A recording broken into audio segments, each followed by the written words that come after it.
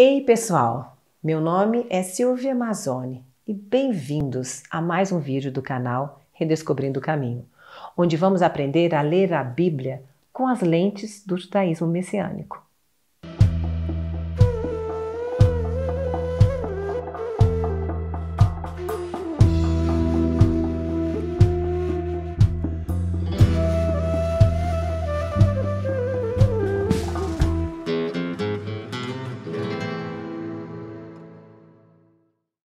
Nessa época do ano, muitos gostam de pesquisar sobre o nascimento de Jesus. A história dele ter nascido de uma virgem é incrível e, ao mesmo tempo, muito complexa. Como alguém poderia nascer somente de uma mulher? Para compreender melhor essa história, convido vocês a explorar o mistério da semente da mulher.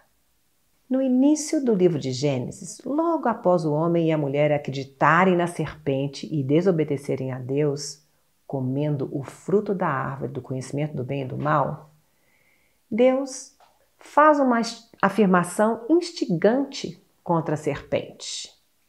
Porém, inimizade entre ti e a mulher, entre a tua descendência e o seu descendente.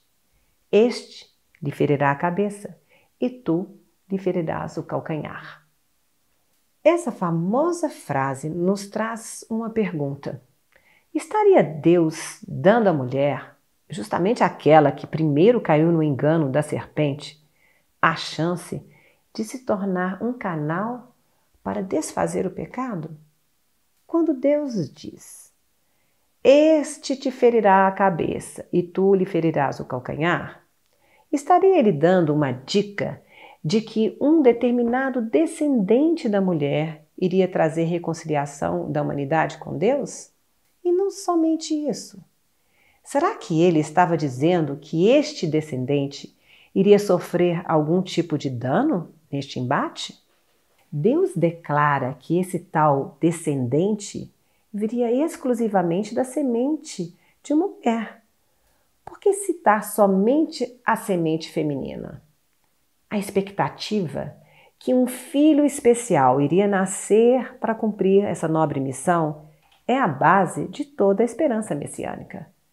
Será que essa promessa misteriosa ajudaria a explicar o particular interesse pela maternidade que permeia várias histórias judaicas?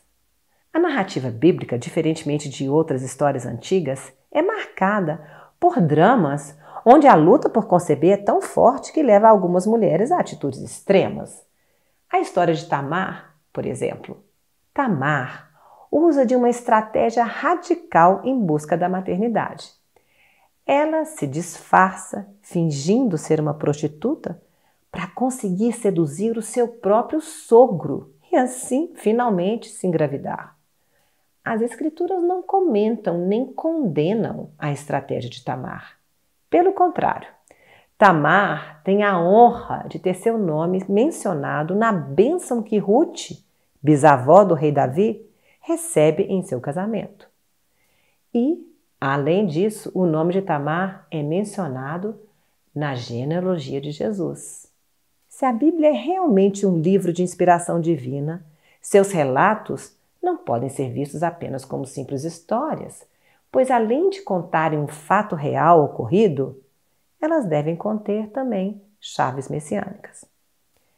Esse tipo de leitura, procurando as conexões entre os personagens do passado e o Messias, revela segredos inesperados que apenas aqueles leitores mais treinados conseguem perceber. Neste caso, a gente pode refletir.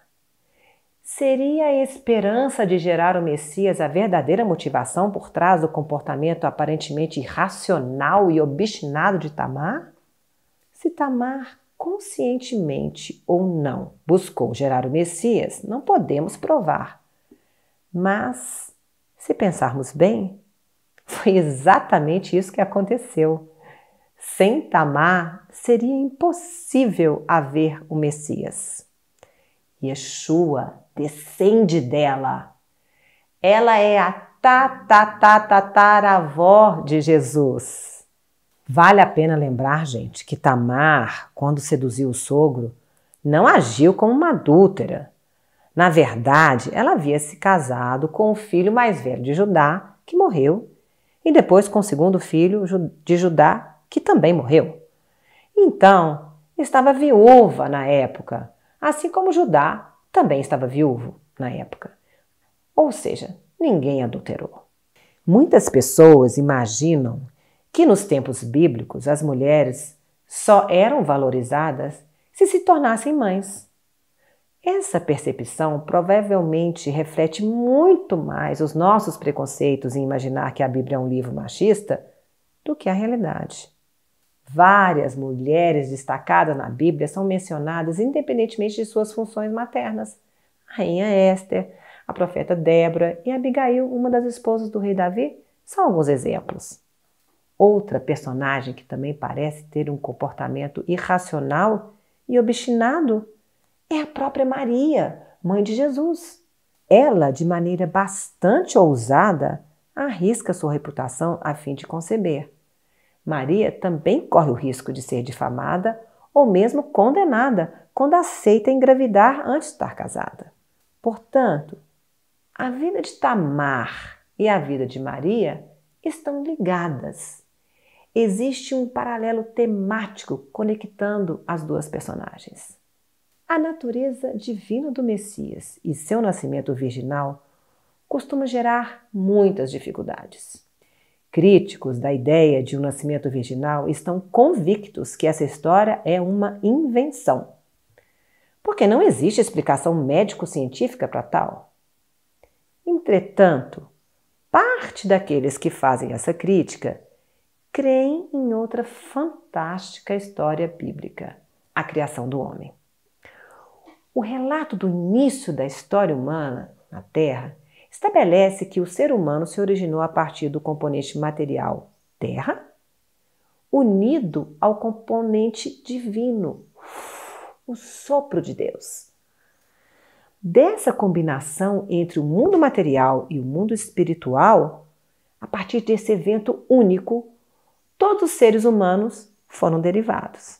Se pessoas de fé aceitam como verdade que a fórmula terra, matéria, unida ao Espírito, o sopro de Deus, tenha gerado o primeiro Adão, então, por que se opor à fórmula idêntica que aparece no Novo Testamento? Matéria, semente da mulher, unido ao Espírito, ao sopro de Deus, gerando o segundo Adão. A lógica da criação do primeiro homem e a lógica da geração do filho do homem não deveriam seguir o mesmo padrão?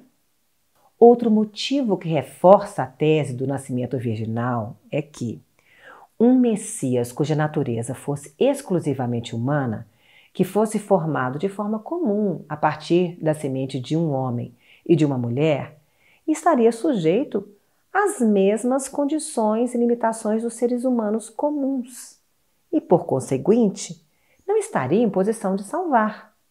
Seria como, por exemplo, a situação do capitão de um navio que está afundando. O fato do capitão estar dentro do navio e, portanto, estar sujeito às mesmas circunstâncias dos outros passageiros, o impede de prevenir o naufrágio. Por melhor que seja esse capitão, ele não poderá mudar a situação. Somente alguém agindo de fora do navio poderia salvar os passageiros. Um Messias, limitado pela dimensão humana, não poderá interferir no destino da humanidade. Não poderá trazer um novo céu e nova terra para cá. Um Messias que é o próprio Deus e que existe concomitantemente dentro e fora do mundo material, pode mudar tudo. Terminamos assim essa breve reflexão sobre esse tema tão polêmico. Qual a sua opinião?